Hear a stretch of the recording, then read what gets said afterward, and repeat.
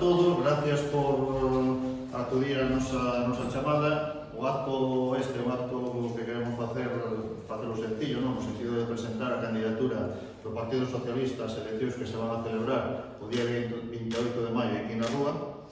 Fai xa uns días que fixemos pública dita candidatura por medios, digamos, nas redes sociales, pero, bueno, queríamos facelo tamén con vos e que diante para compartila con todos vos. A nosa candidatura este ano está formada por 15 persoas, das cuales 8 somos homes e 7 son mulleres. E, por lo tanto, unha candidatura que cumple co criterio de paridade, casi o 50%, pero que tamén ten unha pequena salvedade no sentido de que os 5 primeiros, dentro da lista dos 5 primeiros, o 60% son mulleres e o 40% son homes.